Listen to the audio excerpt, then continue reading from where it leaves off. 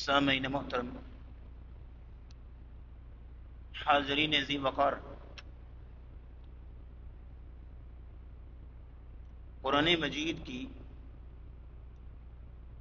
سب سے چھوٹی صورت، اس میں اللہ رب العزت نے فرمایا انا اعطیناک الکوثر۔ اے نبی صلی اللہ تعالی علیہ وسلم، ہم نے آپ کو کوثر عطا کیا ہے۔ فصلی لربک وانحر، بس آپ اپنے رب کے لیے نماز پڑھیے اور اپنے رب کے لیے ہی قربانی کیجیے۔ ان شانئک هو الابتر، بے شک آپ کے دشمن ہی بے نام و نشان ہیں۔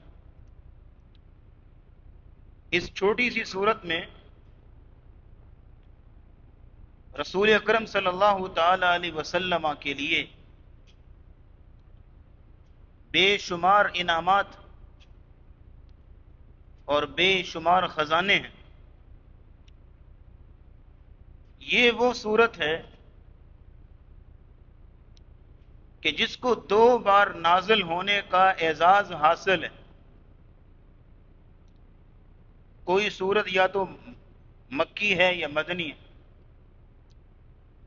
لیکن یہ صورت ایسی ہے، ان صورتوں میں سے ہے کہ جن کو 2 بار نازل ہونے کا اعزاز حاصل ہے۔ مدینے میں بھی اتری ہے، مکے میں بھی۔ مدینے میں کیسے اتری؟ صحیح مسلم کی حدیث ہے،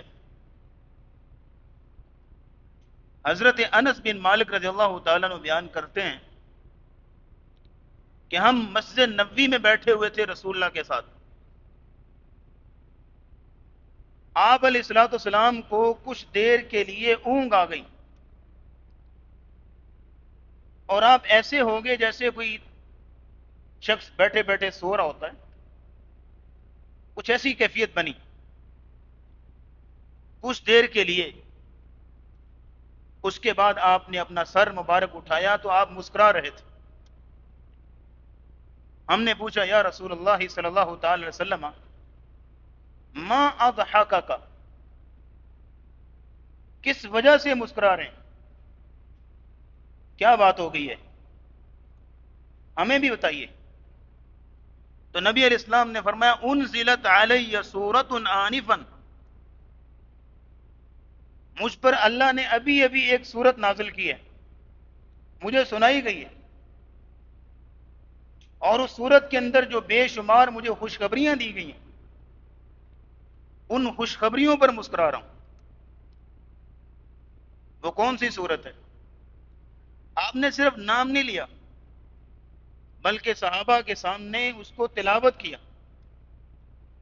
بسم اللہ الرحمن الرحیم، انا اعطیناک الکوثر فصل لربک وانحر ان شانئک هو الابتر۔ یہ سورت اللہ نے مجھے عطا کی۔ یہ نزول ہے مدینے میں، اور جہاں تک تعلق ہے مکے کا، اس کا بھی سینیریو سن لیجئے کہ مکے میں نبی کریم صلی اللہ تعالی علیہ وسلم کو اللہ نے 2 بیٹے عطا کیے۔ سیدہ خدیجہ رضی اللہ تعالی عنہ سے ٹوٹل 6 اولاد ہوئی ہے، جن میں 2 بیٹے ہیں اور 4 بیٹیاں ہیں۔ اور اللہ رب العزت نے اولاد کچھ اس طرح دی ہے کہ سب سے پہلے اللہ نے بیٹا عطا کیا جس کا نام رسول اللہ نے قاسم رکھا۔ پھر اللہ نے بیٹی عطا کی جس کا نام زینب رکھا۔ پھر بیٹا عطا کیا اللہ نے، اس کا نام عبداللہ۔ پھر آگے یہ ہے کہ 3 بیٹیاں، رقیہ، ام کلثوم اور فاطمہ رضی اللہ تعالی عنہم اجمعین۔ یہ اللہ نے اولاد عطا کی، مکے کے اندر سیدہ خدیجہ رضی اللہ تعالیٰ عنہ سے، لیکن بیٹے اللہ نے دو دیے، دونوں ہی اپنے پاس بلا لیے مکے میں۔ پہلے قاسم فوت ہوئے، ان کا ابھی صدمہ باقی تھا، ان کا غم باقی تھا کہ عبداللہ پیدا ہوئے، تو عبداللہ بھی دنیا سے رخصت ہو گئے۔ اس دور کی بات ہے کہ جب مشرکین اپنی مخالفت اور اپنی دشمنی میں عروج پر تھے، یہ اس دور کی بات ہے جب آپ کے دونوں بیٹے دنیا سے رخصت ہو گئے، تو مشرکین نے تالیاں بجائیں، کہہ لگائے، بڑے خوش ہوئے اور آپس میں باتیں کرنے لگے، بوترا محمد، باترا محمد، کہ محمد صلی اللہ علیہ وسلم ان کی نسل ختم ہو گئی، ان کا نام ختم ہو گیا، بس یہ جب تک زندہ ہیں زندہ ہیں، دنیا سے جائیں گے ان کا نام لینے والا کوئی نہیں ہوگا۔ ظاہر ہے بیٹوں سے آگے جو نسل چلتی ہے، بیٹوں سے، ان کا نام لینے والا کوئی نہیں رہے گا۔ اس طرح کی باتیں کی۔ یقین جانیے آج اگر کسی کا بیٹا فوت ہو، الحفیظ والامان، اللہ عافیت رکھے، لیکن مثال کے طور پر اگر ایسا واقعہ پیش آئے تو لوگ آ کے تعزیت کرتے ہیں، دلاسا دیتے ہیں، تسلی دیتے ہیں، لیکن ہمارے نبی کے اس غم اور صدمے پہ کہہ لگائے گئے، آپس میں تالیاں بجائی گئیں اور خوش ہوتے تھے کہ آج ان کی نسل کٹ گئی ہے، ان کا نام ختم ہو گیا۔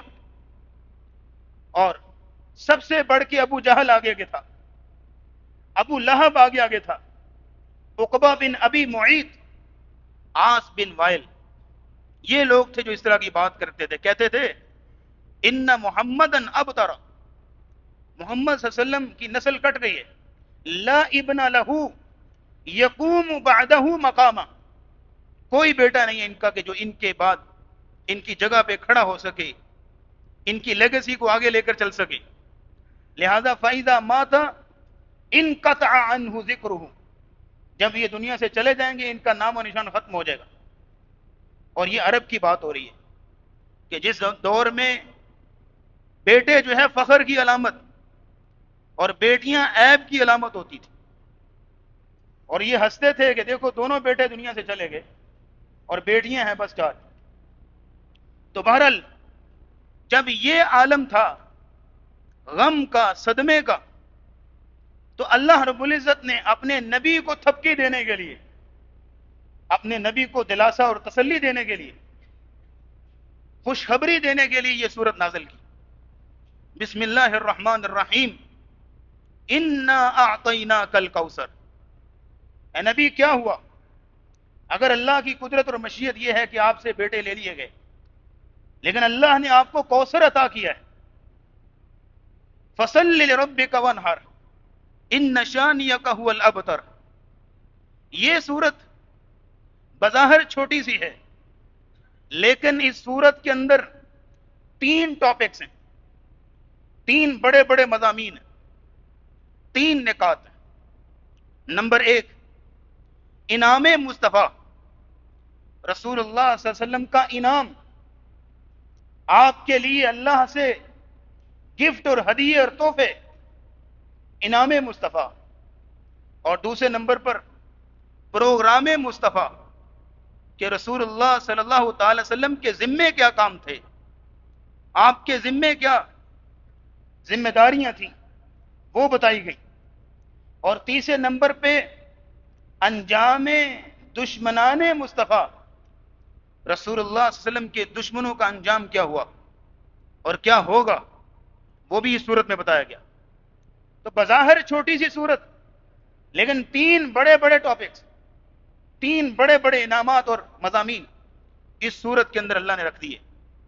تو آج کے خطبہ جمعہ میں یہ آپ یوں سمجھ لیجئے کہ سورۃ الکوثر کی تفسیر سیرت النبی کی روشنی میں آپ کے سامنے رکھیں گے کہ اس سورت کو آپ کے سامنے اس انداز سے لایا جائے کہ نبی کریم صلی اللہ تعالی وسلم کی سیرت آپ علیہ الصلوۃ والسلام کے لیے اللہ سے اعزازات اور انعامات، اور ہمارے لیے اسباق۔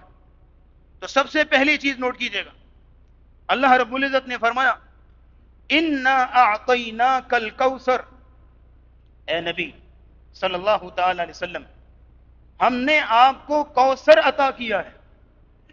کوثر کا لفظ کثرت سے ہے، کثیر سے ہے، یعنی بے شمار خزانے، بے شمار انعامات اور بے بہا رحمتیں، خیر و بھلائی کے عظیم انبار کوثر ہم نے آپ کو عطا کیا ہے۔ اور یاد رکھیے گا، یہ جو کوثر کا لفظ ہے مبالغے کا صیغہ ہے، کہ ایک نعمت نہیں دی اللہ نے آپ کو، کوئی ایک خیر نہیں دی، کوئی ایک احسان نہیں دیا، بلکہ کوثر کا معنی بے شمار نعمتیں، بے بہا نعمتیں۔ آپ جانتے ہیں کہ خطبہ جمعہ کے اپنے آداب ہیں، تو اس میں اذکار کرنے کے لیے پورا ہفتہ آپ کے پاس باقی ہے۔ جمعے میں امام کی تقریر سننا ہوتی ہے، جمعے میں بھی اذکار کرنے ہیں، تو پھر میں بھی نیچے اتر جاتا ہوں، بیٹھ کے اذکار کر لیتے ہیں۔ جمعے کے جو آداب ہیں ان کو سامنے رکھیے۔ یہ عجیب لاجک ہے کہ جمعے کے دن بڑی سی تسبیح پکڑ لو اور اذکار کرنے شروع کر دو۔ انا اعطیناک الکوثر، ہم نے آپ کو جو ہے وہ کوثر عطا کی ہے، بے شمار نعمتیں، بے بہا خزانے۔ اور عبداللہ بن عباس رضی اللہ تعالیٰ عنہ سے پوچھا گیا، صحیح بخاری کی حدیث ہے، کہ کوثر کسے کہتے ہیں؟ تو فرمایا گیا کہ کوثر سے مراد الخیر الکثیر الذی اعطاہ اللہ ایاہ، کوثر سے مراد یہ ہے ایسا خیر کثیر ہے، بڑے بڑے خزانے ہیں جو اللہ نے اپنے نبی کو عطا کیے۔ مسلمانوں، اگر آپ تھوڑی سی توجہ مجھے دیں تو یقین کیجئے کسی دنیا کی زبان میں کوئی ایک لفظ لے کر آئیے کہ جو کوثر کے معنی مفہوم کو بیان کر سکے، ہرگز نہیں۔ جو اس کے اندر اللہ نے انعامات رکھے ہیں اپنے نبی کے لیے، دنیا کی کوئی لینگویج، کوئی زبان ایسی نہیں ہے کہ آپ ایک لفظ بول کے تو کوثر کا معنی مفہوم پوری طرح بیان کر سکیں۔ لیکن اگر آپ ان حالات کا جائزہ لیتے ہیں کہ جن حالات میں یہ صورت نازل ہو رہی ہے، تو کچھ نہ کچھ حد تک آپ کوثر کا معنی سمجھ سکیں گے کہ جب نبی کریم صلی اللہ تعالی علیہ وسلم کے بارے میں مشرکین نے یہ امیج قائم کیا ہوا تھا کہ جی ان کی بات ہی سننے والا کوئی نہیں، نہ ان کی کوئی تجارت تھی، وہ ٹھپ ہو چکی، ختم ہو چکی، کیونکہ آپ علیہ السلام دین کی تبلیغ میں اتنا مصروف کہ اپنی تجارت کو ٹائم نہیں دے پا رہے تھے۔ ان کی تجارت بھی ٹھپ ہو گئی۔ پورے عرب میں چند مٹھی بھر لوگ ہیں، وگرنہ ان کو جانتا کوئی نہیں، ان کی بات سننے والا کوئی نہیں۔ اور پھر یہ ہے کہ اللہ نے اگر اولاد دی ہے تو وہ بھی فوت ہو گئی، اولاد نرینہ، تو بس یہ چند دن ہیں، اس کے بعد یہ ان کا سلسلہ ختم ہو جائے گا اور ان کے پاس کچھ بھی نہیں۔ تو اللہ رب العزت نے یہ صورت نازل کی، اے نبی انا اعطیناک الکوثر، اللہ نے آپ کو کوثر عطا کیا ہے۔ اور یہ وہی بات ہے کہ جو اللہ نے سورۃ ضحیٰ میں بیان کی، والضحیٰ واللیل اذا سجا ما ودعک ربک وما قلی وللآخرۃ خیر لک من الاولی وَلَسَوْفَ يُعْطِيكَ رَبُّكَ فَتَرْضَى، اے نبی ان قریب آپ کو آپ کا رب وہ کچھ عطا کرے گا، اتنا کچھ دے گا، اتنا نواز دے گا کہ فترضى، آپ راضی ہو جائیں گے، آپ کو آپ کا رب خوش کر دے گا، آپ کو راضی کر دے گا، اتنا کچھ نوازے گا۔ لیکن وہ کیا کچھ ہے، اس کی لسٹ نہ سورۃ ضحیٰ میں بیان کی گئی، نہ ہی انا اعطیناک الکوثر میں بیان کی گئی، کیونکہ وہ اتنی بے شمار چیزیں ہیں کہ وہ ان چھوٹی چھوٹی صورتوں میں آ ہی نہیں سکتی، اس لیے ان کا تذکرہ ممکن نہیں ہے۔ لیکن اگر ہم جسارت کریں تھوڑی سی ان چند چیزوں کا تذکرہ کرنے کی کہ جو اللہ نے اپنے نبی کو عطا کی ہیں، تو ہم اس کوثر کا معنی سمجھنے میں انشاءاللہ تھوڑے تھوڑے کامیاب ہو جائیں گے۔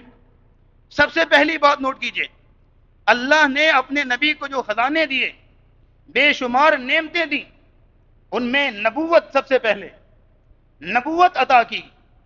اور یاد رکھیے، نبوت کوئی چھوٹا منصب ہے، نبوت کوئی عام چیز ہے، اور نبی اسلام کی نبوت کوئی عام نبوت نہیں تھی۔ آپ علیہ الصلوۃ والسلام کی نبوت کے اندر دو ایسی چیزیں تھیں جو پچھلے کسی نبی کی نبوت کے اندر نہیں تھی. یعنی نبوت بھی ایسی جو کہ خاص نبوت ہے. نمبر ایک، نبوت ختم نبوت، یعنی آپ عام نبی نہیں، خاتم النبیین ہیں. اور دوسری چیز یہ ہے نبوت کے اندر کہ آپ عالمگیر نبی. کوئی نبی ایک قوم کے لیے ایک وقت کے لیے آتا تھا، ہمارے نبی رہتی دنیا تک، ہر زمانے ہر دور کے لیے، قیامت تک آنے والے انسان کے لیے نبی. تو نبوت ایک بڑا خزانہ اللہ نے دیا. اور پھر قرآن مجید جیسی عظیم نعمت، عظیم خزانہ، خیر و بھلائی سے بھرا ہوا، یہ اللہ نے اپنے نبی کو عطا کیا.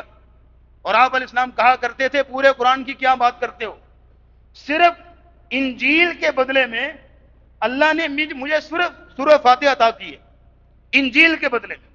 باقی قرآن تو ایک سائڈ پہ رکھو. اللہ کہتے ہیں قل بفضل اللہ وبرحمتہ فبذلک فلیفرحوا هو خیر مما یجمعون. اے نبی خوش ہو جائیے آپ اللہ کے فضل سے، اس کی رحمت سے کہ اللہ نے آپ کو قرآن عطا کیا ہے. لوگ جتنی مرضی دولت جمع کر لیں، جتنے مرضی دولت کے انبار لگا لیں، ان کی ساری دولتیں قرآن کا مقابلہ نہیں کر سکتی جو اللہ نے آپ کو عطا کی، جو اللہ نے آپ کو خیر کثیر عطا کی ہے. اور پھر اگر کوثر کے اندر ایک اور چیز بھی ایڈ کر لیں جو اللہ نے اپنے نبی کو دی، وَرَفَعْنَا لَكَ ذِكْرَكَ، ہم نے آپ کا ذکر بلند کیا. رہتی دنیا تک، دنیا کے کونے کونے میں آپ کا نام گونجتا رہے گا، آپ کا نام بلند رہے گا. اور کوثر کے اندر اگر ایک اور چیز میں آپ کے سامنے رکھوں تو انشاءاللہ آپ بھی خوش ہو جائیں گے. وہ چیز کچھ اس طرح کی ہے کہ اللہ نے اولاد نرینہ تو واپس لے لی اپنے نبی سے، لیکن یہ ہے کہ اس کے بدلے میں یہ روحانی اولاد عطا کر دی، اتنی بڑی امت عطا کر دی. یہ سارے جو ہیں وہ رسول اللہ کی روحانی بیٹے ہیں جو آپ علیہ السلام کا دن رات نام لیتے ہیں، آپ کے تذکرے بلند کرتے ہیں. امام ابن جنی رحمت اللہ علیہ سے کسی نے پوچھا کہ کوثر کا معنی بتاؤ کیا ہے. انہوں نے کہا کہ کوثر اللہ نے جو اپنے نبی کو عطا کیا ہے وہ ہے ذریت کثیرہ، کہ سب سے زیادہ اولاد رسول اللہ کی، یعنی امت سب سے زیادہ. اور کفار مکہ اس بات پہ ہنستے تھے، کہتے ہوتے تھے جب اسلام بڑھتا ہوا پھیلتا ہوا پھولتا ہوا دیکھتے تو ان کے دل میں ہول پڑتے تھے کہ یہ دن بدن پھیل رہے ہیں اور دن بدن بڑھتے جا رہے ہیں. تو ایک دوسرے کو دلاسا اور تسلی دیتے، اجی چھوڑو جی، کیوں پریشان ہوتے ہو، بیٹا تو ان کا کوئی ہے نہیں، بس یہی ہیں، یہ دنیا سے جائیں گے تو سلسلہ ختم ہو جائے گا. لیکن اللہ نے کوثر اولاد عطا کی، روحانی بیٹے عطا کیے، جو یہ ہے کہ دن رات رسول اللہ کے نام کے تذکرے کرتے ہیں اور آپ علیہ الصلوۃ والسلام کی شانیں بلند کرتے ہیں. یہ اللہ رب العزت نے اپنے نبی کو کوثر عطا کیا ہے. اور پھر اگر ایک اور بات آپ کے سامنے رکھوں، آپ کسی کو کوئی نیکی کا کام بتاتے ہیں تو وہ شخص نیکی کرتا ہے تو آپ کو بھی اجر ملتا ہے کہ نہیں ملتا؟ کہ آپ نے بتایا تو ہمیں ساری نیکیاں اور باتیں کس نے بتائیں؟ رسول اللہ صلی اللہ علیہ وسلم نے. تو قیامت تک جو شخص بھی نیک کام کر رہا ہے، نیکی کا خیر کا کام کر رہا ہے، کسی بھی زاویے میں کسی بھی انداز میں رسول اللہ کی سنت کے مطابق کر رہا ہے، ان سارے لوگوں کا اجر برابر رسول اللہ کو پہنچ رہا ہے. یہ ہے کوثر جو اللہ نے کثرت کے ساتھ خیر کثیر آپ کو عطا کیا، بے شمار نعمتیں رسول اللہ کو عطا کی. اور پھر یہیں تک بس نہیں ہے، نبی کریم صلی اللہ تعالی وسلم کو مقام وسیلہ عطا کیا گیا. نبی علیہ السلام نے فرمایا وسیلہ دعا جو مانگتے ہیں اذان کے بعد، آتی محمد انل وسیلۃ والفضیلہ، کہ محمد صلی اللہ علیہ وسلم کو وسیلہ عطا کر. یا رسول اللہ صلی اللہ تعالی وسلم یہ وسیلہ کیا ہے؟ آپ علیہ الصلوۃ والسلام نے فرمایا یہ وسیلہ جنت کا سب سے اونچا مقام ہے، سب سے بلند مقام ہے، جو اللہ اپنے صرف ایک بندے کو دے گا، دوسرے تیسرے کو نہیں ملے گا، صرف ایک کو ملے گا. اور نبی علیہ السلام نے فرمایا مجھے یقین ہے کہ وہ میں ہی ہوں گا، یہ مجھے اللہ عطا کرے گا. اور آپ نے فرمایا جو میرے لیے ہر اذان کے بعد دعا کرے، آتی محمد انل وسیلۃ والفضیلہ، کہ اے اللہ ہمارے نبی کو وسیلہ مقام دے، عطا کر. نو جو دعا کرے گا، نبی علیہ السلام نے فرمایا قیامت کو اس کے لیے میری شفاعت واجب ہو جائے گی. یہ وسیلہ جو رسول اللہ صلی اللہ علیہ وسلم کو ملے گا یہ بھی کوثر ہے. اور پھر یہی تک بس نہیں ہے، نبی علیہ السلام نے فرمایا 5 چیزیں ایسی مجھے عطا کی گئی ہیں جو مجھ سے پہلے کسی نبی کو بھی نہیں دی گئی، مجھے عطا کی گئی 5 چیزیں. نمبر 1، نصرت بالرعب مسیرۃ شہر، اللہ نے مجھے ایسا روب دیا ہے، ایسا جلال دیا ہے کہ دشمن مجھ سے 1 مہینہ بھی دور بیٹھا ہوا ہو، 1 مہینہ اس زمانے کا ڈسٹنس آج کے زمانے کا 1200 کلومیٹر بنتا ہے، کہ دشمن مجھ سے 1200 کلومیٹر بھی دور بیٹھا ہو تو مجھ سے ڈر رہا ہوتا ہے، مجھ سے کانپ رہا ہوتا ہے۔ یہ روب اللہ نے مجھے عطا کی ہے۔ نصرت بالرعب مسیرۃ شہر، اور آپ علیہ السلام نے فرمایا وجعلت لی ارض مسجد وطہورا، میرے لیے پوری مسجد، پوری زمین مسجد بنا دی گئی، جہاں بھی چاہوں نماز پڑھ سکتا ہوں۔ عیسائیوں کی طرح نہیں کہ ایک گرجے میں نماز پڑھی جا سکتی ہے، عبادت کی جا سکتی ہے اور کہیں نہیں کی جا سکتی، پوری زمین میرے لیے مسجد ہے۔ وَأُحِلَّتْ لِيَ الْغَنَائِمُ، اور میرے لیے غنیمت حلال کی گئی۔ وَأُوتِيتُ الشَّفَاعَةَ، اور مقام شفاعت، مقام محمود مجھے عطا کیا جائے گا۔ قیامت کے دن جب تک رسول اللہ صلی اللہ علیہ وسلم شفاعت نہیں کریں گے، کسی نبی کا بھی جو ہے وہ معاملہ آگے نہیں بڑھے گا، کسی عام بندے کا بھی حساب شروع نہیں ہوگا جب تک رسول اللہ شفاعت نہیں کریں گے۔ اور آپ نے 5ویں چیز یہ گنوائی، آپ نے فرمایا کہ عام نبی، دوسرے نبی صرف ایک خاص قوم کے لیے، خاص وقت کے لیے آتے تھے، اللہ نے مجھے رہتی دنیا تک نبی بنا کر بھیجا ہے۔ یہ چیزیں عطا کی گئیں۔ آپ نے فرمایا کہ اِنَّا أَعْطَيْنَاكَ الْكَوْثَرَ، اللہ نے مجھے یہ کوثر عطا کی ہے، یہ نعمتیں عطا کی ہیں، یہ چیزیں عطا کی ہیں۔ اگر آپ ان چیزوں کو گنتے جائیے تو یہ چیزیں ختم نہیں ہوں گی، وقت ختم ہو جائے گا، اس لیے آگے بڑھیے۔ کوثر سے مراد رسول اللہ صلی اللہ علیہ وسلم سے بھی پوچھا گیا، آپ نے فرمایا ایک اور چیز جو رسول اللہ کو عطا کی جائے گی قیامت کے دن، وہ حوض کوثر ہے۔ حوض کا مطلب وہ پول، وہ ایسی جگہ پانی کی جس میں رسول اللہ صلی اللہ علیہ وسلم موجود ہوں گے اور اپنے لوگوں کو پانی پلائیں گے، اور آپ علیہ الصلوۃ والسلام کے ہاتھوں حوض کوثر جو ہے لوگ پیئیں گے۔ آپ نے فرمایا انا فورتکم علی الحوض، میں اس حوض پہ تم سے پہلے جا کے پہنچا ہوا ہوں گا اور وہاں پہ موجود ہوں گا، اور اس میں پانی جو ہے وہ جنت سے آ رہا ہوگا۔ نبی علیہ السلام نے فرمایا یغط فیہ میزابانی، 2 پرنالے جنت سے اس نہر، اس حوض کے اندر گر رہے ہیں، یمدانہ من الجنتی، اور آپ نے فرمایا ایک کا کلر ایسے ہے جیسے سونا ہوتا ہے، سونے کا کلر، اور ایک کا کلر ایسے ہے جیسے چاندی ہوتی ہے۔ وہ 2 پرنالے اس پانی کے اندر گر رہے ہیں، حوض کے اندر، وہاں سے جام بھر بھر کے رسول اللہ امتیوں کو پلائیں گے۔ اللہ ہمیں یہ نصیب فرمائے۔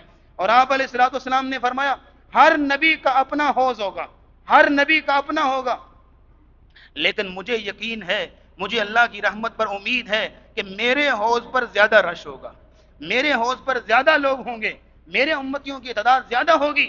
اور اس حوض کا پانی کس طرح ہوگا؟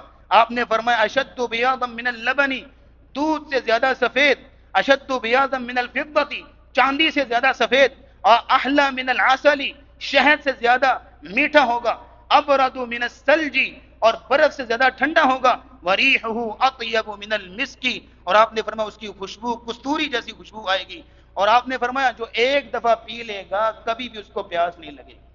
اور مسلمانوں ایک چیز آپ کو بتا دوں، کان کھول کے سن لیجئے، میدان محشر میں سوائے اس حوض کے پانی کے اور کہیں کوئی پانی نہیں ہوگا، کہیں کوئی پانی پینے کو نہیں ہوگا۔ آج آپ سو کر اٹھتے ہیں تو سب سے پہلے پیاس کی شدت محسوس ہوتی ہے، اس دن قبروں سے اٹھیں گے تو پیاس نہیں لگے گی بھلا؟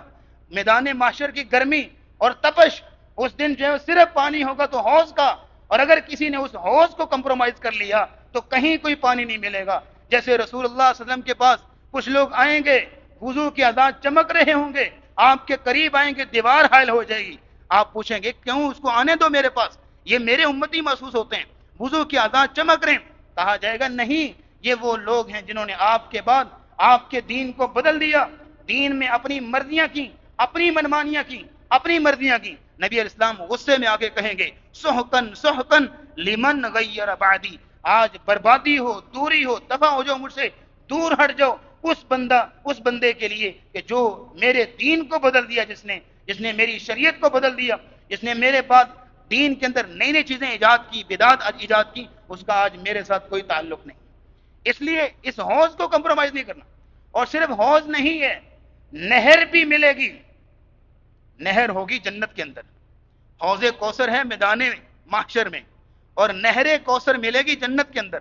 نبی اسلام معراج پہ گئے، آپ نے ایک نہر دیکھی، آپ نے فرمایا کہ اس کی کنارے سونے کے بنے ہوئے، اور اس کے اندر موتی رنگ برنگے بکھرے ہوئے اور پانی کے اندر سے نظر آ رہے ہیں، اور یہ ہے کہ اس کا خوشبو جو ہے وہ کستوری کی طرح ہے۔ میں نے جبریل سے پوچھا یہ کیا ہے؟ کہا یہ نہر کوثر ہے، جو آپ کو دی جائے گی، عطا کی جائے گی، اور یہ وہی نہر ہے کہ جس سے جنت کی ساری نہریں جاری ہوں گی، باقی نہریں بھی اس نہر کوثر سے جاری ہوں گی۔ یہ ساری چیزیں رسول اللہ صلی اللہ تعالی وسلم کو عطا کی گئی۔ انا اعطیناک الکوثر، اے نبی ہم نے آپ کو کوثر عطا کیا ہے، لہذا اس کوثر پہ کمپرومائز نہیں کرنا۔ کعب بن عجرہ رضی اللہ تعالیٰ عنہ کو رسول اللہ نے فرمایا تھا، اے کعب میں تجھ سے تیرے لیے دعا کرتا ہوں کہ اللہ تجھے بے وقوف حکمرانوں سے بچا کر رکھے۔ کعب بن عجرہ کہتے ہیں یا رسول اللہ بے وقوف حکمران کون ہوتے ہیں؟ نبی اسلام نے فرمایا جو میرے بعد آئیں گے نہ تو میری ہدایات پر چلیں گے نہ میری سنت پر عمل کریں گے، اور آپ نے فرمایا جو بندہ بھی ان کی حمایت کرے گا، ان کی معاونت کرے گا، اس کو بتا دو کہ نہ اس کا میرے ساتھ کوئی تعلق ہے نہ میرا اس کے ساتھ کوئی تعلق ہے، اور قیامت کے دن حوض کوثر پہ وہ میرے قریب بھی نہیں آ سکے گا۔ چھوٹی بات ہے کوئی؟ اس لیے اس حوض پہ کمپرومائز نہیں۔ اور نبی اسلام نے فرمایا کہ دو چیزیں چھوڑ کے جا رہا ہوں، ایک میری سنت ہے اور ایک اللہ کی کتاب ہے۔ جس بندے نے ان دونوں چیزوں میں کبھی فرق نہ کیا وہ قیامت کو میرے ساتھ ملاقات کرے گا حوض کوثر کے اوپر۔ لیکن جس نے ان دونوں میں فرق کر لیا، قرآن کوئی اور ہے حدیث کوئی اور ہے، قرآن کا انکار کر دیا یا حدیث کا انکار کر دیا، وہ فرمایا کہ وہ میرے ساتھ حوض کوثر میں ملاقات نہیں کر سکے گا، نہ ہی وہ میرے قریب آ سکے گا، نہ ہی حوض کوثر اس کو پانی پینا جو ہے نصیب ہوگا۔ اس لیے یہ وہ چیزیں ہیں، یہ وہ انعامات ہیں، بہت لمبی چوڑی لسٹ ہے، اگر یہاں گنواتے جائیں سیرت النبی کے پوائنٹ آف ویو سے تو بہت لمبی چوڑی لسٹ ہے۔ اس لیے انا اعطیناک الکوثر، اے نبی ہم نے آپ کو کوثر عطا کیا، تو آپ کی ذمہ داری کیا ہے؟ اگلا ٹاپک نوٹ کیجئے، پروگرام مصطفیٰ۔ آپ کی ذمہ داری کیا ہے؟ ہر نعمت کے ساتھ ایک ذمہ داری ہوتی ہے، اگر اس ذمہ داری کو ادا کریں تو نعمت باقی رہتی ہے، اگر وہ ذمہ داری چھوڑ دیں نعمت چھین جاتی ہے۔ ہر نعمت کے ساتھ ایک ذمہ داری ہے، لہذا اللہ نے آپ کو نعمتیں دی ہیں، ذمہ داری بھی ہے۔ کیا؟ فَصَلِّ لِرَبِّكَ وَانْحَرْ، اپنے رب کے لیے نماز پڑھیں، اپنے رب کے لیے قربانی کریں۔ یہ کیوں کہا گیا؟ یہ اس دور کی بات ہے کہ جب مشرکین مکہ کی سرزمین پہ جو ان کی عبادت کا طریقہ تھا، صرف دو کام تھے، صرف دو کام۔ ایک اپنے بتوں کے آگے گرتے تھے، جھکتے تھے، یعنی نماز کی شکل، اور ایک اپنے بتوں کے نام پہ قربانیاں، نظریں، چڑھاوے چڑھاتے تھے۔ تو دونوں کام نبی اسلام کو فرمایا گیا کہ فصلی لربک، آپ نے یہ دونوں کام کسی اور کے نام پہ نہیں، صرف اپنے رب کے نام پہ کرنے۔ فصلی لربک، یہ نہیں کہا جا رہا کہ نماز پڑھیں، یہ نہیں کہا جا رہا قربانی دیں، نہیں، یہ حکم نہیں یہاں پہ حکم ہے لربک، کہ اپنے رب کے لیے کرنا ہی۔ فصلی لربک وانحر، اپنے رب کے لیے نماز پڑھنی ہے اور اپنے رب کے لیے قربانی کرنی ہے۔ تو نبی کریم صلی اللہ تعالی علیہ وسلم نے اس کا اہتمام کیا۔ نماز کی جب بات ہے تو آپ علیہ الصلوۃ والسلام قباء میں پہنچے تو سب سے پہلا کام مسجد بنائی، نماز۔ مدینے پہنچے، سب سے پہلا کام مسجد بنائی، نماز۔ اور آخری وقت جب دنیا سے رخصت ہو رہے ہیں تو الصلاۃ الصلاۃ کہہ رہے ہیں، اور یہ ہے کہ آپ نے فرمایا کہ وجعلت قرۃ عینی فی الصلاۃ، نماز میری آنکھوں کی ٹھنڈک ہے۔ اور جہاں تک قربانی کی بات ہے، حجۃ الوداع کے موقع پر 100 اونٹ نہر کر رہے ہیں، یا آپ علیہ الصلوۃ والسلام نے یہ کام کر کے دکھائے۔ فصلی لربک وانحر، اپنے رب کے لیے نماز پڑھنی ہے، اپنے رب کے لیے قربانی کرنی ہے، ایک ذرہ بھی غیر اللہ کے نام پہ نہیں دینا، ایک چیز بھی اللہ کے علاوہ کسی اور کے نام پہ نہیں دینی۔ آج کل تو معاملات ہی کچھ ہو رہا ہے نا، آج کل کچھ باتیں بیان کریں گے تو بری بھی لگیں گی، کیا کچھ ہو رہا ہے دنیا کے اندر، آپ کے شہر لاہور میں کیا کچھ ہو رہا ہے، ہاں؟ تو لیکن ہمیں کیا پیغام ملا کہ قربانی بھی کرنی ہے تو رب کے نام پہ، اگر کوئی چیز تقسیم بھی کرنی ہے تو رب کے نام پہ، کسی اور کے نام پہ نہیں۔ یہ سیرت النبی کا تقاضا ہے، یہ سیرت النبی کا ہمارے لیے عملی پہلو ہے۔ اور تیسری اور آخری بات نوٹ کیجئے گا، نبی کریم صلی اللہ تعالی وسلم کو دلاسا دیا گیا، تسلی دی گئی، ان شانئک ھو الابتر، پریشان نہیں ہونا آپ نے، کہ بے شک آپ کے دشمن ہی دم کٹے ہیں، آپ کے دشمن ہی بے نام و نشان ہیں۔ ہمارے نبی کی سیرت تو زندہ و جاوید ہے۔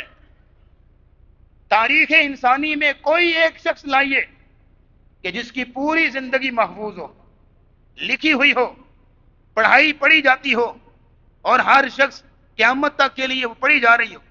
صرف ہمارے نبی جن کی سیرت زندہ و جاوید ہے، ان کا نام زندہ اور جاوید ہے، لیکن آپ کے دشمن هو الابتر، بے نام و نشان ہیں۔ ابتر کہتے ہیں جس کا نہ کوئی آگے نہ کوئی پیچھے، پنجابی میں اس کو لفظ بولتے ہیں، میں لفظ نہیں بولوں گا، سمجھ تو آپ گئے ہیں، جس کا نہ آگے نہ کوئی پیچھے ہو اس کو عربی میں ابتر بولتے ہیں۔ اور پھر یہ ہے کہ ابتر وہ شخص کہ جس کی ہر پوری زندگی برکت سے خالی ہو، جو کام کرے کوئی اچھا نہیں ہوتا، بہتر نہیں ہوتا، بے برکتہ انسان، اس کو ابتر بولتے ہیں۔ تو نبی کریم صلی اللہ تعالی علیہ وسلم کو یہ بتایا گیا کہ آپ کے دشمن ہی جو ہے وہ ابتر ہیں۔